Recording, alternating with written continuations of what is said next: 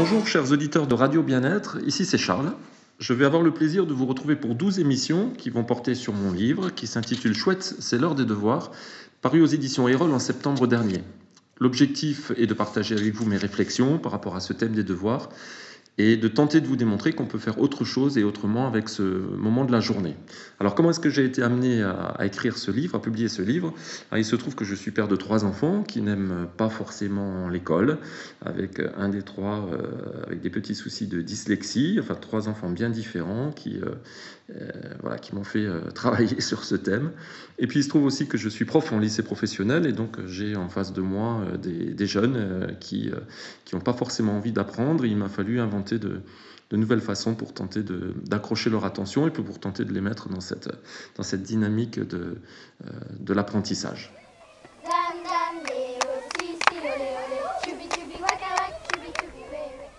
Alors pour cette première émission, j'ai choisi de placer ce moment des devoirs dans son contexte pour essayer de mieux comprendre pourquoi ça coince tellement et comment ces difficultés se manifestent. Alors bien sûr, il y a toutes les fois où ça se passe bien et c'est tant mieux. Il y a des enfants qui font leurs devoirs naturellement, avec plaisir, les parents qui vivent aussi ça très bien, ce moment-là, mais c'est pas toujours le cas. Et puis bon, pour se rassurer, on peut se dire que ça peut être ennuyeux d'être un parent parfait avec des enfants parfaits. Alors pourquoi est-ce que ce moment des devoirs en fin de journée ou le week-end peut-il devenir un moment de tension? Alors, ce qu'il faut d'abord savoir au niveau des devoirs, en tout cas en France, c'est qu'on est dans une contradiction qui est la suivante. L'éducation nationale, depuis 1956, a interdit les devoirs, ou les a en tout cas limités à des travaux à l'oral, donc sûrement pas de travail écrit à faire à la maison, mais du travail oral qui peut être de la lecture ou de la révision de leçons. Malgré cette interdiction, les enfants ont malgré tout des devoirs. Alors pourquoi? Il se trouve que les professeurs des écoles continuent à en donner parce qu'ils ont beaucoup de mal à faire tout ce qu'ils ont à faire dans leur journée surchargée et on ne va pas leur jeter la pierre pour ça. Et puis on sait aussi que répéter des exercices, les faire dans un autre contexte peut être tout à fait stimulant pour l'apprentissage. Donc il se trouve qu'il y a des devoirs, mais je pense que même si l'école n'en donnait pas, nous les parents, on aurait quand même envie d'aller jeter un petit coup d'œil sur les apprentissages de nos enfants, sur ce qu'ils font à l'école, parce qu'on est des incorrigibles inquiets, et même si l'école n'en donnait pas, donc je pense qu'on irait quand même fourrer notre nez dans les cahiers et dans les classeurs. Alors voilà donc ce fameux moment des devoirs qui arrive en fin de journée, et comment est-ce qu'on va vivre ça?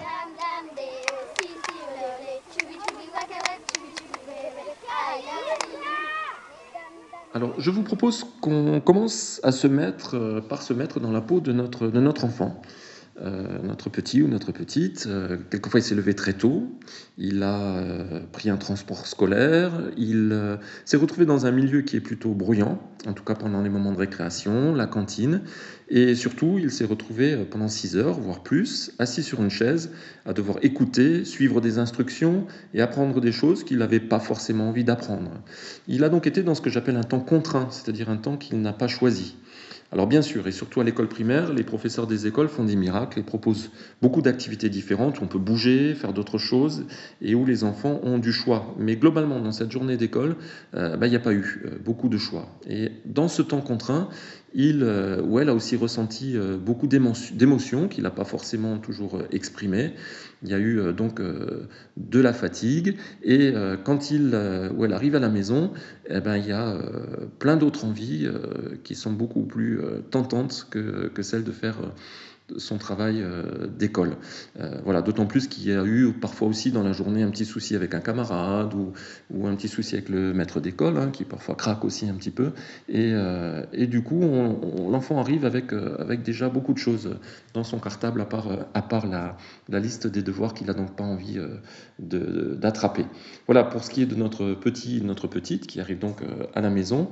Alors à nous maintenant, les parents. Dans quel état on est? Alors je vais me mettre à la place du père, donc c'est assez facile parce que je l'ai vécu plein de fois. Donc moi aussi je me suis levé très tôt, encore plus tôt que l'enfant, avec déjà en tête une liste de choses à faire qui est déjà très impressionnante pour concilier toutes nos vies, vie familiale, vie professionnelle, et vie sportive, et vie amicale, etc. Donc on a dès le matin, beaucoup de choses à faire. Donc dans ce temps, dans cette journée, c'est aussi placer notre journée professionnelle qui a été en général bien remplie. On a donc également rencontré plein de gens, on a géré beaucoup de choses, on a aussi rencontré beaucoup d'émotions qu'on n'a pas forcément réglées. On a une liste encore de soucis à régler. Et puis en arrivant à la maison, il reste le repas à préparer, la fuite d'eau à réparer, le coup de fil à mamie. Et voilà, et tout ça dans un état de fatigue et de stress. Et voilà, et là arrive cette terrible injonction, il faut lui faire ses devoirs. Alors on comprend tout de suite pourquoi c'est pas si simple que ça, et pourquoi dans cet état de non-choix, pour nous aussi, puisqu'on continue à être dans quelque chose de contraint, il va être difficile de se mettre en action, et puis surtout de le mettre en action. Alors, il n'y a pas que nos états de fatigue respectifs qui vont entrer en ligne de compte dans ce moment des devoirs, mais il y a aussi, pour nous les parents, notre vécu d'enfant qui va venir influencer notre façon de faire. C'est-à-dire que la façon qu'on a eu, nous, d'apprendre et de gérer les devoirs quand on était petit, va nous influencer dans notre façon de faire. Et on va parfois répéter, ou alors faire complètement l'inverse, ce qui revient souvent au même, des schémas familiaux qui nous viennent de nos parents, voire de nos grands-parents, et qui nous mettent dans une espèce de pression de notre propre vécu. C'est-à-dire qu'il va nous sembler que notre propre façon d'apprendre a été la meilleure, ou alors si nous-mêmes on a eu de grandes difficultés, qu'il n'est pas possible d'imaginer d'accepter les difficultés de nos enfants. Il y a donc tout un vécu personnel qui vient se rejouer à ce moment-là. Il y a aussi un autre élément qui entre en ligne de compte, c'est celui de nos peurs par rapport à nos enfants. En fait, nous sommes dans un état de veille permanent par rapport à eux, et un des aspects de cette veille, et non des moindres, c'est leur réussite scolaire. Et ça nous prend très souvent la tête. On a très peur qu'ils ne réussissent pas à l'école. Et là, d'ailleurs, la société se charge largement de nous donner des critères de réussite. Pourvu qu'il passe son bac, pourvu qu'il fasse des études, plus il aura de diplôme, plus il sera armé pour la vie, plus il apprendra de choses et plus il sera cultivé, etc. Plus il va travailler, plus il aura des habitudes de travail. Et voilà, il s'agit là de toute une série de valeurs, qui d'ailleurs sont souvent liées à cette idée qu'il faut se battre. Et ces valeurs qu'on a par rapport à l'école, très souvent on s'est pas demandé si elles nous correspondaient vraiment, et on les a pris à notre compte un petit peu comme des valeurs prêtes à penser. Donc notre fatigue, nos émotions, nos valeurs, notre propre histoire, le moment de la journée font que ce moment des devoirs n'est pas les bienvenus, et qu'il a tout le potentiel pour devenir une zone de tension.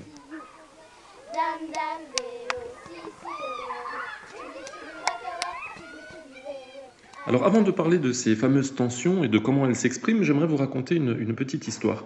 Alors elle est issue d'un livre que j'aime beaucoup et que j'ai cité dans ma bibliographie, qui s'intitule « Les dragons, ça n'existe pas » de Jack Kent. Alors c'est l'histoire d'un petit Benoît qui trouve un petit dragon dans sa chambre, et sa maman et les autres membres de sa famille ne veulent pas le croire. C'est-à-dire qu'ils lui répondent que les dragons, ça n'existe pas. Ce petit dragon commence à grandir, et il n'y a que Benoît qui le voit, et les autres continuent à prétendre qu'il n'existe pas. Alors, dans la suite de l'histoire, bien sûr, plus on nie le dragon, et plus il grandit, et plus il grossit, et puis il finit un jour par remporter la maison. Alors pourquoi cette histoire par rapport au moment des devoirs ? Parce que je pense que c'est un petit peu pareil. Ce moment des devoirs peut représenter un petit dragon, et nous, les parents, on continue à penser que non, ça ne devrait pas être difficile, on doit pouvoir faire ça vite, c'est pas important, alors que ce petit dragon, il nous dit beaucoup de choses. Il nous dit beaucoup de choses, et on a intérêt à l'écouter. Une des raisons pour lesquelles nous, les parents, on a du mal à le voir, ce petit dragon, c'est qu'on gère ce moment des devoirs comme un truc de plus dont il faut qu'on se débarrasse. En tout cas, quelquefois, on le vit comme ça. Et puis, on arrive aussi en fin de journée, alors avec toutes les difficultés que j'ai citées tout à l'heure, avec tous nos programmes ouverts. J'aime bien cette image. C'est un petit peu comme un ordinateur. En fait, pendant la journée, on a ouvert plein de dossiers, comme sur notre écran d'ordinateur, et puis plein de dossiers, donc plein de programmes, et puis on n'a pas pris le temps de les refermer.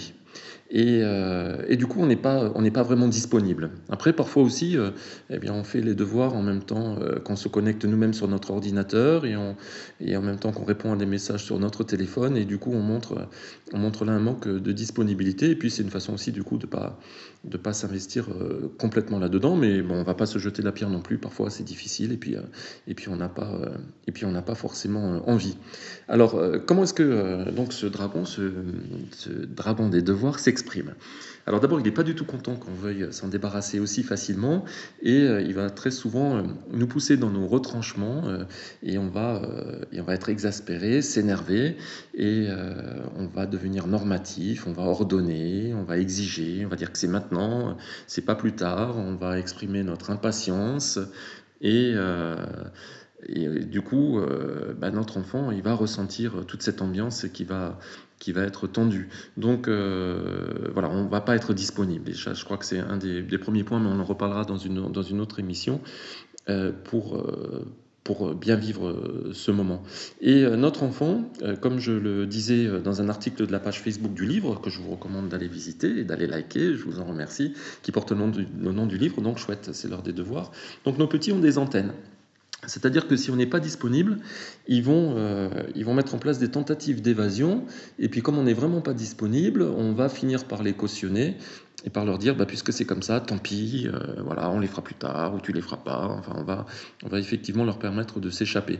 S'ils nous sentent pleins de culpabilité, parce qu'on pense qu'on n'est pas un bon père ou pas une bonne mère, qu'on leur a pas assez consacré de temps, ils vont aussi s'en servir et ils vont pointer nos manques, c'est-à-dire qu'ils vont nous reprocher de ne pas expliquer assez bien, ils vont nous reprocher d'être trop ci ou trop ça, et là aussi ça va bien fonctionner. Et s'ils nous sentent stressés, voilà, et surtout si on est très stressé, ils vont se fermer et puis on n'en tirera plus rien. Voilà, donc ces difficultés se manifestent par ce genre de choses et puis par une explosion des mots que j'appelle les mots noirs, et ça nous arrive à tous, du style t'es vraiment nul, tu n'arriveras jamais à rien, un tel de tes petits camarades ne pose pas autant de problèmes que toi, ou alors pire encore, ton grand frère ou ta petite sœur fait tellement mieux que toi, et moi à ton âge j'avais besoin de personne et je faisais pas suer mes parents avec ça, tu vas finir clochard, bon j'exagère un peu, mais c'est vrai qu'on fait parfois preuve de créativité avec ces expressions négatives. Et du coup, ce dragon dont on voulait se débarrasser le plus vite possible devient monstrueux. On va se fâcher avec la sentence finale, puisque c'est comme ça, tu vas être puni, puisque c'est comme ça, tu vas aller dans ta chambre, et la soirée peut quelquefois finir en cauchemar.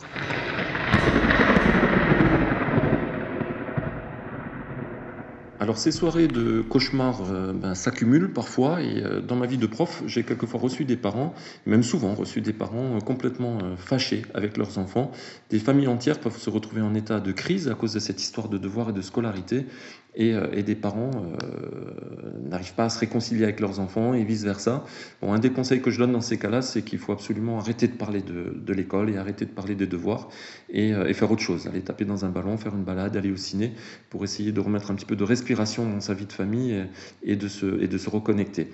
Et puis comme le disait ma maman, il ne faut pas qu'un enfant aille se coucher en ayant ses parents fâchés contre lui. Voilà, je pense que c'est un bon conseil. C'est pas toujours facile parce que parfois le dragon des devoirs ne nous a pas autorisé à faire la paix. Alors dans ma deuxième émission, j'aurai le plaisir de vous retrouver la semaine prochaine, je vais essayer de vous montrer comment on peut tenter de résoudre ce problème et les problèmes en général avec créativité. Voilà, merci de m'avoir écouté, à bientôt.